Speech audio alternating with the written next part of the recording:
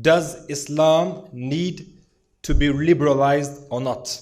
And we are talking specifically about traditional Islam, Orthodox Islam.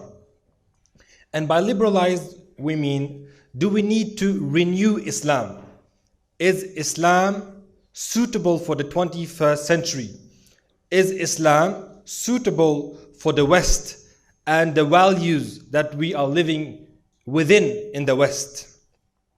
That's the main topic of discussion today. Why is this topic so important? The reason why it is so important is that politics are based upon this.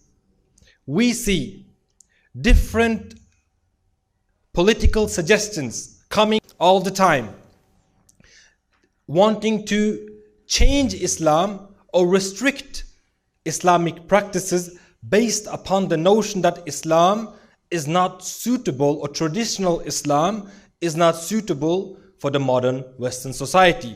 Why? Don't say that. Hello, people. This is Socrates' son. What are you saying? No, you are obviously right. Islam is in fact suitable for modern Western society. But as I was watching your face, you reminded me of something. I kind of knew your face. Let's see where I remember his face from. Every now and then, every time we have a conference, every time we invite a speaker, they always can come with the same accusations. This speaker supports death penalty for homosexuals. This speaker supports death penalty for this crime or that. He is homophobic. They subjugate women, etc., etc., etc. It's the same old stuff coming all the time. And we always try to tell them, I always try to tell them that, look, it's not that speaker that we're inviting who has these extreme radical views, as you say. These are general views that every Muslim actually has. Every Muslim believes in these things. Just because they're not telling you about it, or just because they're not out there in the media, doesn't mean they don't believe in them. So I will ask you, everyone in the room, how many of you are normal Muslims? You're not extremists, you're not radical, this is normal Sunni Muslims. Please raise your hands. Everybody, mashallah, subhanallah. Okay, take down your hands again. How many of you agree that men and women should sit separate? Please raise your hands. Everyone agree. Everyone agree. Brothers and sisters. Subhanallah. So it's not just these radical sheikhs then. Allahu Akbar. Next question. How many of you agree that the punishments described in the Quran and the Sunnah, whether it is death, whether it is stoning for adultery, whatever it is, if it is from Allah and His Messenger, that is the best punishment ever possible for humankind, and that is what we should apply in the world? Who agrees with that? Allahu Akbar. Are you all radical extremists? Subhanallah. So all of you are saying that you are common Muslims, you all go to the different masajids, Norway, or are you like a specific sect, like the Islam net sect or anything like that? Are you like that? No. Are you like that? Please raise your hand if you're like this extreme Islam, that sect or anything like that. No one. Allahu Akbar. How many of you just go to these normal masajids in Norway, the normal Sunni mosques? Please raise your hands. Allahu Akbar. So what's the politicians gonna say now? What's the media gonna say now? That we're all extremists? We're all radicals? We need to deport all of us from this country? Subhanallah. Allahu Akbar. Takbir! Takbir! Takbir! May we have the next question, please? How cute and funny am I that? Okay, now we made the perfect intro for this debate. Mohammed Hijab is being invited by an Islamist group, radical Islamist group, by their own admission, to do what exactly? Attack democracy and human rights and defend political Islam. And for those watching online, we will have the link in the description to read about that project for you to be able to support that project as well. This is Iman. She's 14 years old, a Norwegian Muslim living with her parents. In the next 20 seconds, she is going to send indecent pictures of herself to her secret boyfriend. This is why.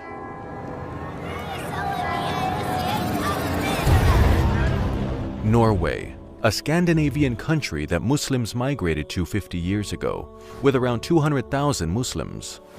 But this is changing. Muslim names are increasing, but Iman is dying in the hearts of our youth.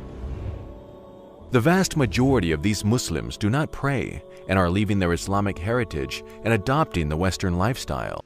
So, let me get that straight. The Western lifestyle is a girl sending indecent pictures to random people and some people smoking weed. That's it, eh? And your lifestyle is, let me guess, you care. Do you care to save some refugees from Syria? No. You care to make mosques and Islamic centers. But let's go to the actual debate, because I will make another video exposing how much you care. For the purpose of this video, I will not see the arguments of the atheist guy. I will only address the arguments of Mohammed Hijab. Why is this happening? Because in the time of ISIS, the West is the problem. Yes, we know that. Norway is a Sikh society. It's just literally the second happiest country in the world. Literally. Missing of being the first for a couple of points. So, literally the best society in the world is a city society. And it needs you to save it. Okay? Assalamu alaikum wa rahmatullahi wa barakatuh. Can you guys hear me? This is a bit low. Shall I bring it up a bit? Is this better? Is it better or is it too loud? All right. Well, thank you very much, Dr. Gule, for your presentation. It was a bit more moderate than your previous presentations, I must admit, with other debates that I've seen of yours. So I appreciate the nuance that you put into the discussion. Let's start with definitions, because I think this is a point of difference actually between me and Gule. Gule said that the definitions that he took were from dictionaries. Vernacular definitions or dictionary definitions are invariably influenced by ideological ones. And so I would put to him that dictionary definitions are actually influenced by political and social outcomes around those particular definitions when they're being written. In order to avoid such bias, one has to go before the 16th century, for example, when liberalism was around, and find definitions then. That is applying your political biases to the argument. You have just made a logical fallacy.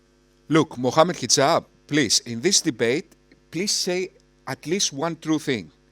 I cannot stop this video every 4 seconds. That would be, I think, an appropriate recourse for someone who wants to use a dictionary definition. However, what I would say is that Dr. Gule went on to talk about human rights, which is actually an outgrowth of liberalism. Human rights is an outgrowth of liberalism. You cannot understand human rights without understanding liberalism. Therefore, the liberalism that we are talking about is the social liberalism, that is the political philosophy that was, well, introduced by John Locke, one could argue. That's a non sequitur.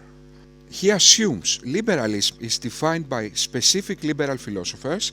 Therefore, if he defeats specific theorems of specific liberal philosophers, he thinks he will defeat liberalism. In reality, liberalism is this: the holding of liberal views. One of the basis tenets of liberalism is tolerance. That is liberalism. And its roots, Mohammed Hijab, goes as far as ancient Greece. Some say Thomas Hobbes, and has a tradition all the way up to this day.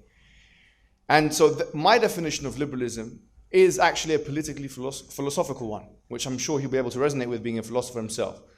Traditional Islam, I agree with Dr. Gule. No one has a monopoly of traditional Islam. So for example, I follow the Hanbalite school of law. I can't say that my school of law is the only correct one. I understand that there is different strands of traditional Islam. Mu'tazilis were accepted as part of the ijma', for example. Okay, debate over. You lasted for long. For how long? It was, I think, almost a minute. You lasted more than what I expected. I thought that you will last for a couple of seconds. The level of claim you make and the level of conviction you demand doesn't meet the level of evidence you provide, admittedly. You just admitted that. Let me explain. Islam is a totalitarian political ideology that demands total submission to all aspects of life. At the same time, your claim is not based on reason, it's based on revelations. You claim that your cult defines objectivity. In other words, rationality, morality and science take their objectivity from your revelations. In the social contract you propose, it includes brainwashing children to your cult. After brainwashing them, you have death for apostasy. In other words, killing whoever leaves this cult. It includes barbaric, inhumane punishments. You want to dismantle all the Declaration of Human Rights, freedom of conscience and freedom of speech. You claim you are getting your authority from at least seemingly fairy tales, including talking ants, flying carpets, demons, jinns, and so on.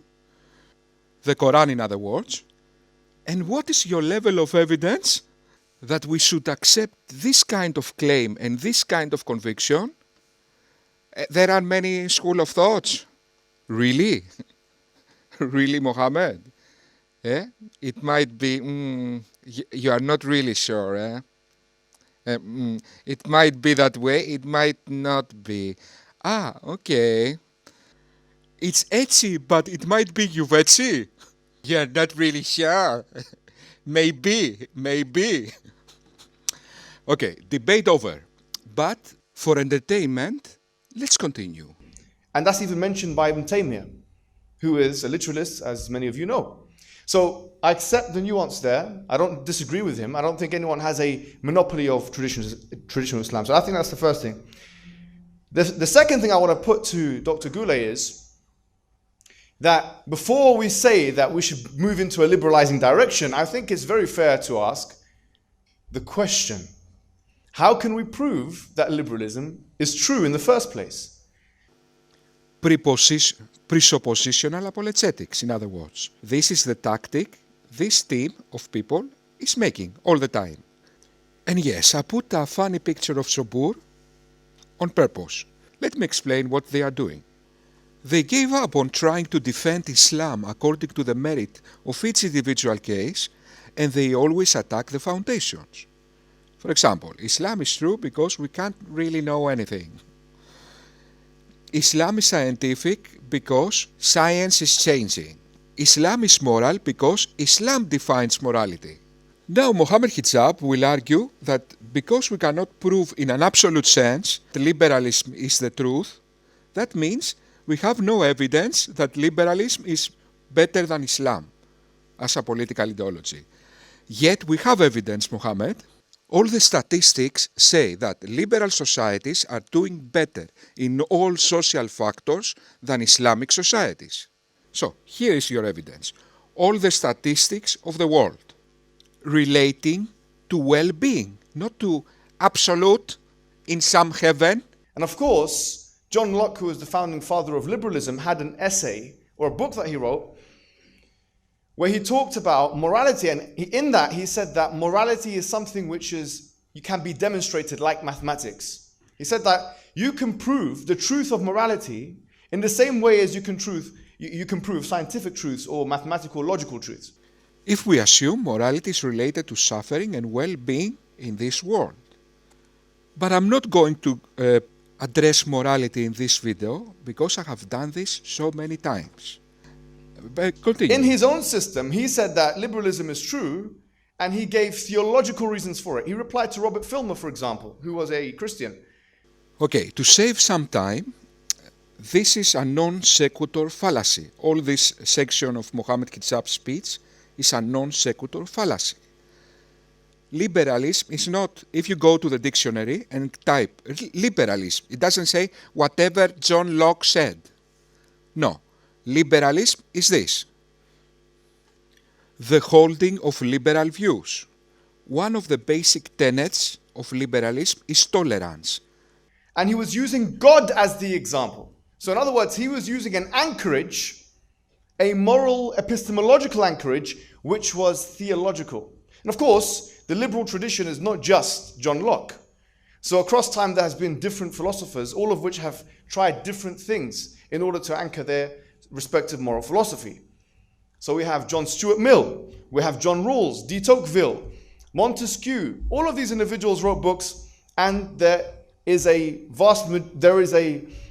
rich tradition of referring back to a particular underpinning, whether it be utilitarianism, the hedonistic principle, or whatever. But in any of those cases, liberalism has proven to be a creature of convention.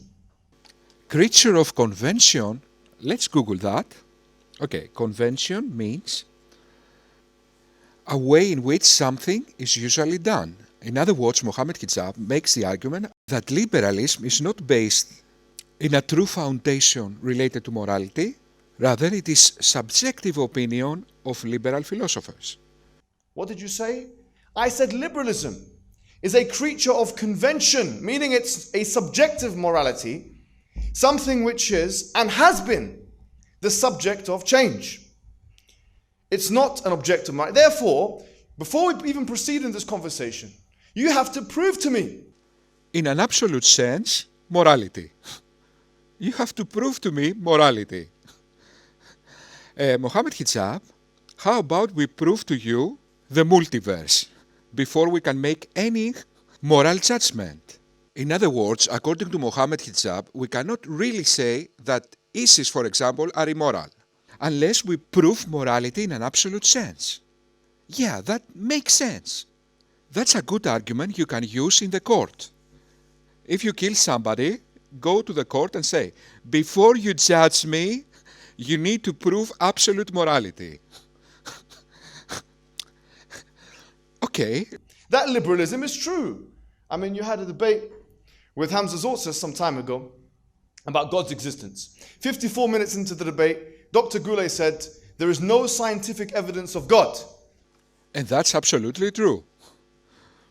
Okay, so what? Just bear that in mind. There is no scientific evidence of God is a problem with his understanding of philosophy of science.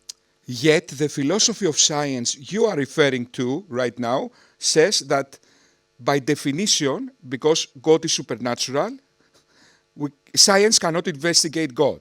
So you agree with him, in other words. We don't have scientific evidence for God. You agree with him. God damn it. But where is the scientific evidence for liberalism? Let me explain how that works. When we say there is no scientific evidence for God, what we mean is that in history books there is no date saying that in 1952 we discovered that God exists. If that's the case, you cannot make an argument about a political system based on something it's not verifiable. Certainly, if this political system demands total submission of all aspects of life. For example, you cannot say that Muhammad went alone in a cave, he spoke to an angel. How we know that? Because a 16-year-old boy, Al-Bukhari, 200 years later, took a camel and went to the near village and talked to Mrs. Ira. But everybody knows that she is trustworthy. Okay, Based on this kind of evidence, you cannot make a totalitarian dictatorship in this world. In other words, the level of claim you make and the level of conviction you demand doesn't meet with the level of evidence you provide. But neither liberalism is based on conclusive scientific evidence. First of all, it does. We have the statistics. Secondly, liberalism doesn't make supernatural claims. Therefore, the level of claim is less significant. Liberalism is not a dictatorship. Therefore, the level of conviction it demands is less significant. Liberalism is not a dogma. It's based on reason. Therefore, open for revise. And therefore, again, the level of conviction it demands is less significant. In other words, Mohammed Hijab, let me explain what is your logical error. You have a wrong exegesis. You say that Islam is not proven in an absolute sense, but liberalism is also not proven in an absolute sense. Therefore, we are the same. No, you are missing so many factors. The level of claim, the level of conviction it demands are evidence only absolute, foundational absolutes. No, we also have statistics. And on top of that, I could have very easily proven that even in the absolute sense, Islam fails morally and liberalism passes. Okay, but I'm not going into that kind of philosophy for the purpose of this video. You can't have one standard of truth when you're trying to discover one system of morality and then disband that, discard that, completely throw that out when you're talking about your own beliefs. First of all, I like that you get angry. I like that because the only way you can defeat me in an argument is if you touch my heartstrings. Okay, if you are polite, okay, you have a chance. I say, I can feel sorry for you. If you start to getting angry, I might also get angry. So let me explain again. What's the difference? Islam is a dogma. It's based on revelations. Liberalism is not based on revelations. It's based on reason. And I really enjoy how this idiot near you is laughing. He got him. He got him. Yeah, let's remind ourselves, who is this guy? Now, the leader of a Muslim organisation in Norway has found himself in the headlines after refusing to shake hands with the country's immigration minister because she is a woman. The man on the left here, who leads a group called Islamnet, did offer the minister a bunch of flowers, but when she reached out to shake his hand, he declined. You declined to shake the hand of the immigration minister. Of the immigration minister that will decide whether we'll allow you on the country. I mean, you are a comedy. What can I say? What can I say? Which are axiomatic, otherwise unprovable. So before you tell us to be liberal, why don't you prove liberalism? Stop preaching to us and start proving to us. That's the reality. You have taken the stance of an ideologue, a liberal ideologue, preacher. Don't be a preacher. Be a teacher. Don't preach, prove. I want to learn. First of all, you claim that we do not have evidence that liberalism creates happier and more prosperous societies. That's wrong. The United Nations recently released their annual World Happiness Report, which included the list of the world's top 10 happiest countries. A few of the factors that contributed to a country making the list were whether people living there had strong social support, whether citizens felt they could trust their government, and whether they lived in freedom. According to the United Nations, the 10 happiest countries for 2019 are Finland, liberal country, Denmark, liberal country, Norway, liberal country, Iceland, liberal country. The Netherlands, liberal country. Switzerland, liberal country. Sweden, liberal country. New Zealand, liberal country. Canada, liberal country. Austria, liberal country. Now let's go to the list of countries that apply Islamic law. First, we have Afghanistan. Is it a happy country? I don't know, maybe. Egypt. Is it a happy country? We don't know. Iran. Maybe it's a happy country. Iraq. Is it a happy country? They recently had ISIS. They might be happy, I don't know. Indonesia. Is it a happy country? It is. But maybe it's happier than Sweden. We don't know. Maldives. I don't know at all. Malaysia. Mauritania. Nigeria. Pakistan. Is it a happy country? Qatar. Now look, this is a happy country, Qatar. Why? Because of Islam, eh? Not because they happen to be on top of a treasure. Saudi Arabia. This is a happy country. Because of Islam, eh? Not because they happen to sit upon of a treasure. Sudan. Is this a happy country? United Arab Emirates. This is a happy country. Because of Islam, eh?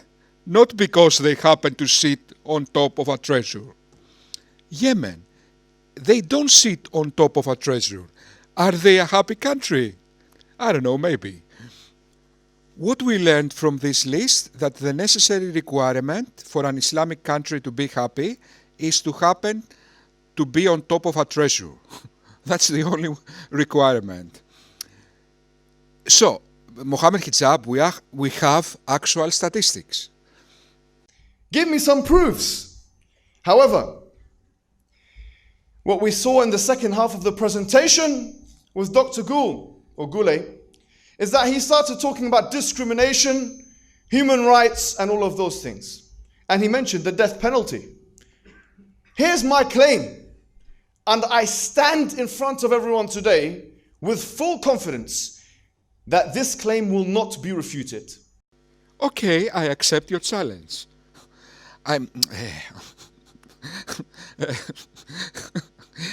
am like the happy animal. Pops out. Okay, I accept your challenge. Mohammed Hijab, I haven't seen this video, but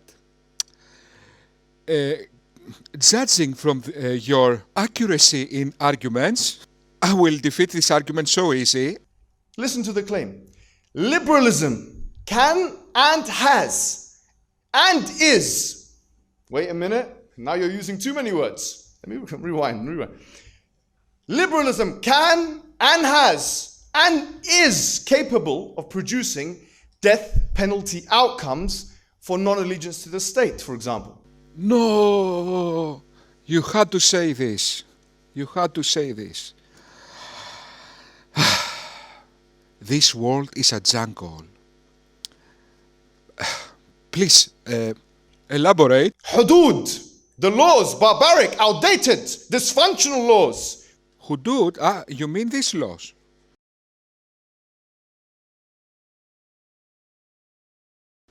Yeah, what about them? They are not outdated, dysfunctional. They are not barbaric, maybe. I don't know. Please elaborate. Which is a genetic fallacy, by the way. And you should know as a philosopher that presenting cases like this is weak. Then he mentioned democracy, which is even older than Prophet Muhammad. So it's even more outdated, so it should be even more wrong in your understanding. But then, here's what I'm saying to you. The point is this.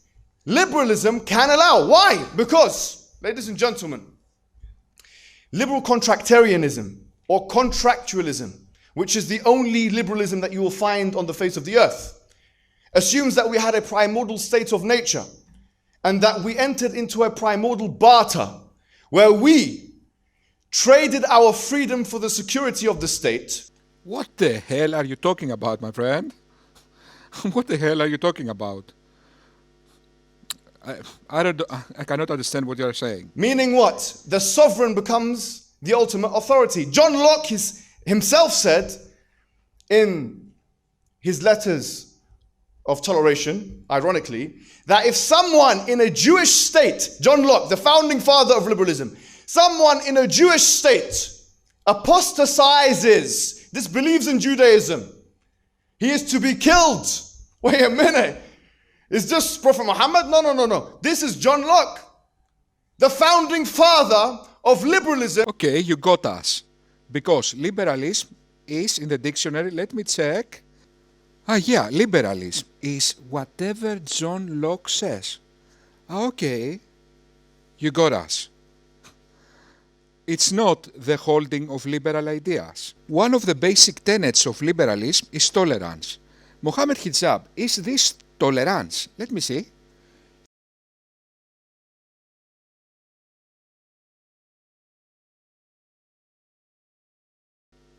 They tolerate the stones. Let me see.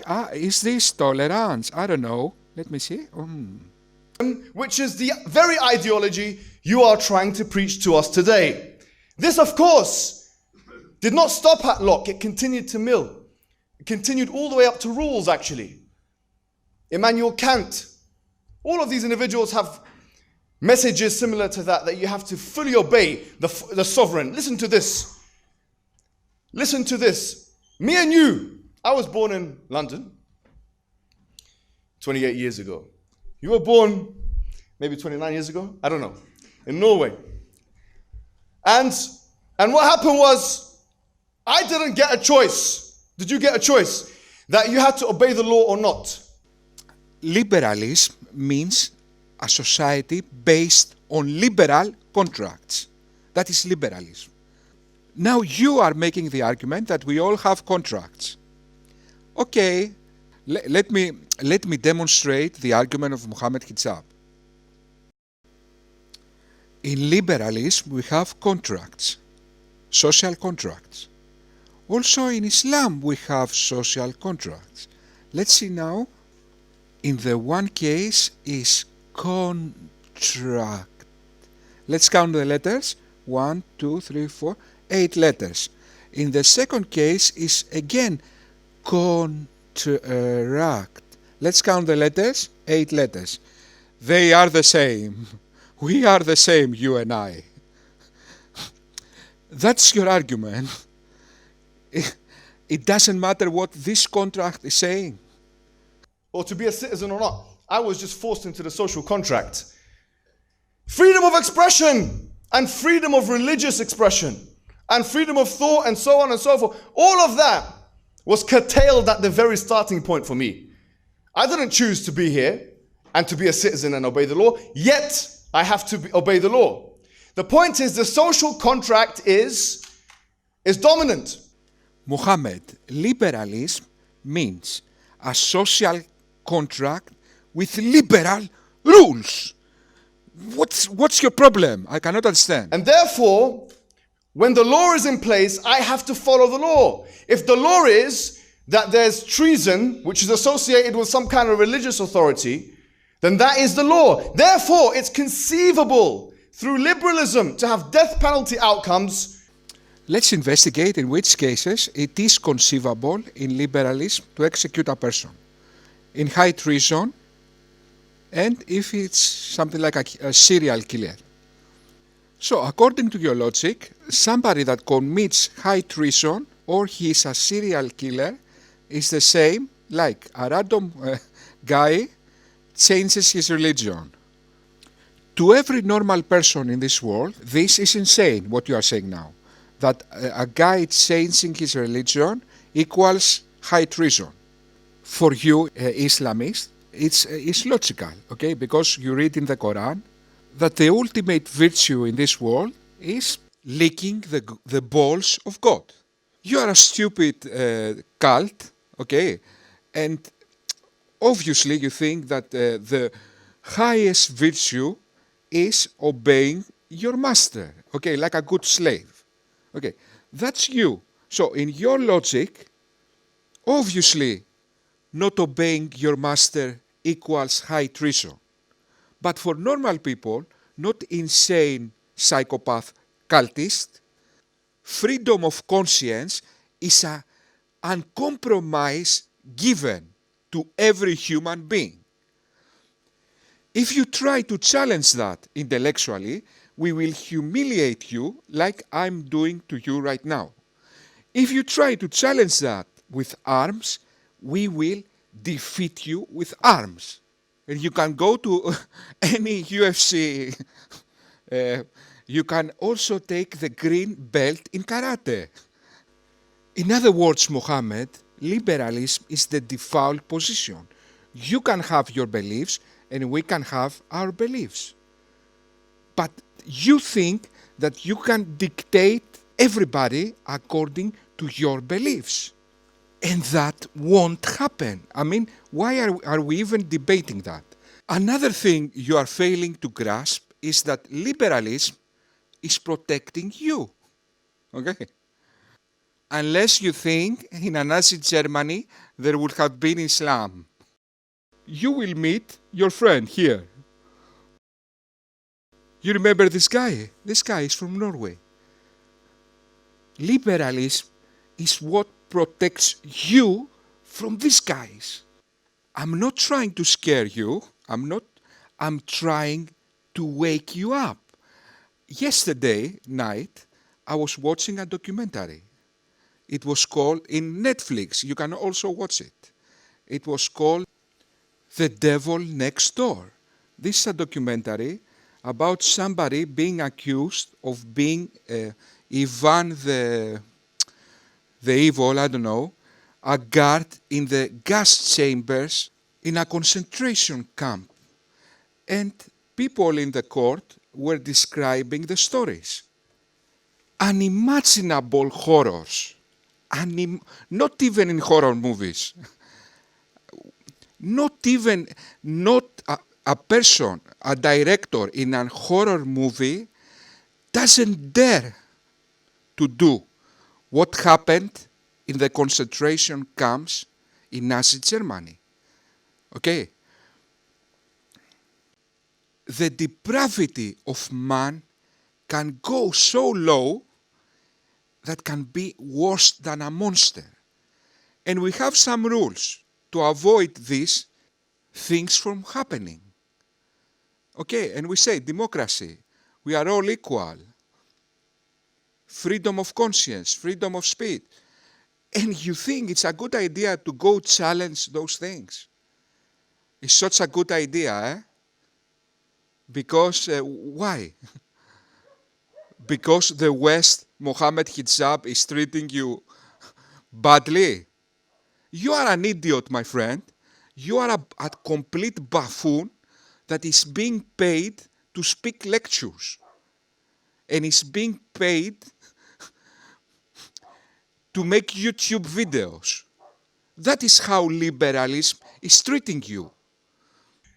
Philosophically. And by the way, it's also conceivable in Islam, as he alluded to be fair to him, that you don't have to have death penalty outcomes for a public apostasy in an Islamic state. Let me give you the evidence for that.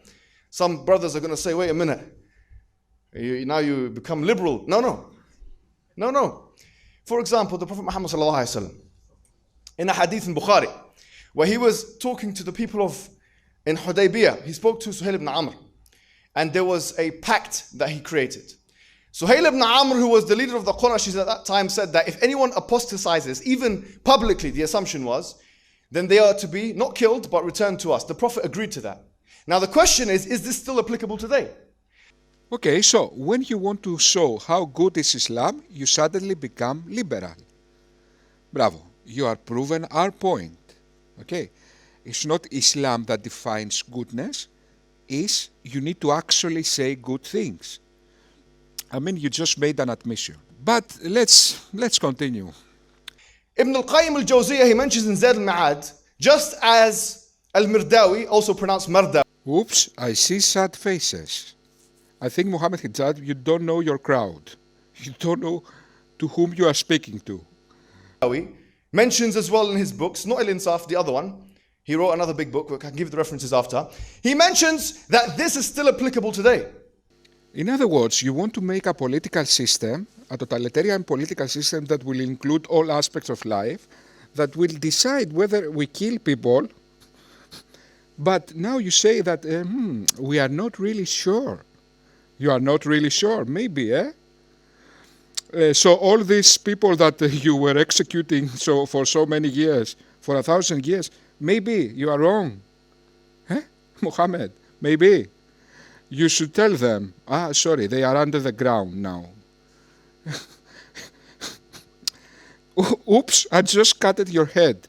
Oh, sorry, I misread this verse. So your God cannot efficiently communicate whether you should kill people. He cannot even pass down this message. That literally a 6-year-old could have managed to do that. If I call my 6-year-old niece, she can say, don't kill people. But your God failed to deliver this message. He just had an eternity to think in his book in heaven. And he cannot speak. I haven't learned how to speak yet. And let's be ambiguous whether we should kill people. He might meant this, he might meant that, but we are absolutely certain that Muhammad talked to an angel alone in a cave. So it's not been abrogated. In other words, it's conceivable fully to have a fully fledged Islamic state where there is no war and someone apostates in public and there is no death penalty outcome. Why? Is that despite what the Prophet Muhammad said and because of liberalism? No, this is because of what Prophet Muhammad said. Okay, now go a trip to Saudi Arabia after what you said just now. First of all, now you lost half of your viewers. Okay. Wow, that's the irony. Okay. Mohammed Hijab came to this debate to defend traditional Islam, and he became a reformer. Mohammed Hijab, you just left traditional Islam. You just left right now. Fortunately, you live in a liberal country and people won't kill you for what you just said. If you have said that in Afghanistan, you would have been dead right now. Okay, this video was a total annihilation of Mohammed Hijab. Okay, what else can I do to you, my friend? You became a reformer in a video where you were supposedly defending traditional Islam. Okay, but ciao, ciao. Walk up the moon.